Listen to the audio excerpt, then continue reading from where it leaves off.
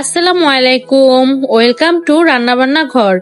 আজ আপনাদের সাথে শেয়ার করব রুই মাছের ডিম ভুনা। আমার চ্যানেলে মাছের এই ডিম ভুনার আরেকটি অন্যরকম রেসিপি আছে, আপনারা চাইলে দেখে নিতে পারেন। আমি ডেসক্রিপশন বক্সে ভিডিও লিংক দিয়ে দিব। তাহলে কথা না বাড়িয়ে চলুন দেখে নিই কিভাবে আমি রান্নাটা করেছি। প্রথমে এখানে আমি একটি রুই মাছের ডিম নিয়েছি। এবার ডিমটাকে ভালোভাবে ধুয়ে হাতের সাহায্যে খুব ভালোভাবে মিশিয়ে নিতে হবে, যাতে ডিমগুলো খুব ভালোভাবে ঝুরঝুরে হয়। আর নিয়েছি 1 কাপ পেঁয়াজ আর কয়েকটি কাঁচামরিচ। আপনাদের ডিমের পরিমাণ অনুযায়ী পেঁয়াজটা বাড়িয়ে বা কমিয়ে নিতে পারেন। চুলায় একটি প্যান বসিয়ে এর মধ্যে তেল দিয়ে দিব। আর ডিম রান্নার ক্ষেত্রে তেলের পরিমাণটা অনেক বেশি লাগে। আমি এখানে 1/4 কাপের মতো তেল নিয়েছি। তেলটা একটু গরম হয়ে আসলে দিয়ে দিব পেঁয়াজ কুচি। পেঁয়াজটাকে হালকা ভেজে নিতে হবে, বেশি ভাজার প্রয়োজন নেই। পেঁয়াজটা যখন এরকম হালকা নরম হয়ে আসবে তখন এর মধ্যে দিয়ে দিব 2 চা চামচ কাঁচামরিচ বাটা, 1 চা চামচ আদা রসুন বাটা আর 1/2 চা চামচ জিরা বাটা।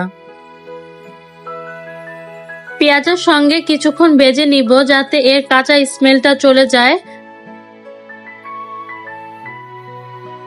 কিছুক্ষণ ভেজে নেওয়া হয়ে গেলে মশলাটা কষানোর জন্য সামান্য কিছু পানি দিয়ে দিব, যাতে মশলাটা খুব ভালোভাবে এই পানি দিয়েই কষিয়ে নেওয়া যায়।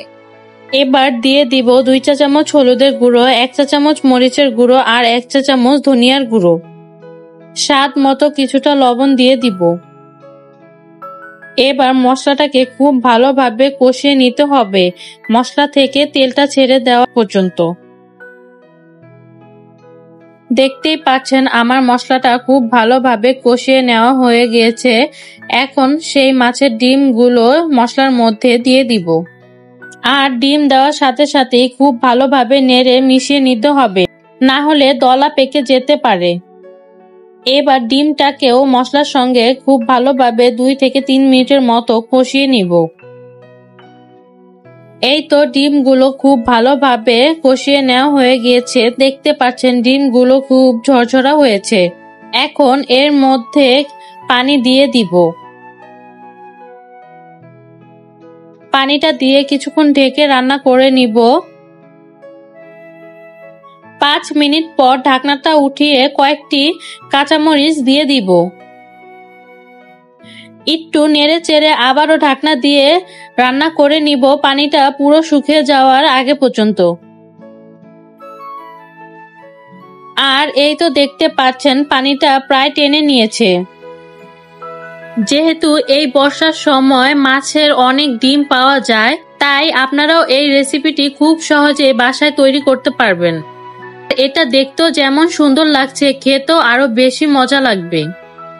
আর গরম গরম ভাতের সাথে এই ভুনাটা দারুণ লাগে। আর এই তো ডিমগুলো ভাজা ভাজা হয়ে গিয়েছে। এখন সামান্য পরিমাণ ভাজা জিরার গুঁড়ো দিয়ে দিব। তাহলে আমার এই রুই মাছের ডিম ভুনার রেসিপিটি আপনাদের কাছে কেমন লেগেছে তা লাইক, কমেন্ট, শেয়ারের মাধ্যমে জানাবেন।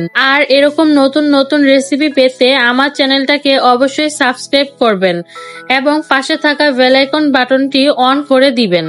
আবারও কোনো নতুন ভিডিও নিয়ে চলে আসবো, সেই পর্যন্ত ভালো থাকবেন। আল্লাহ হাফেজ।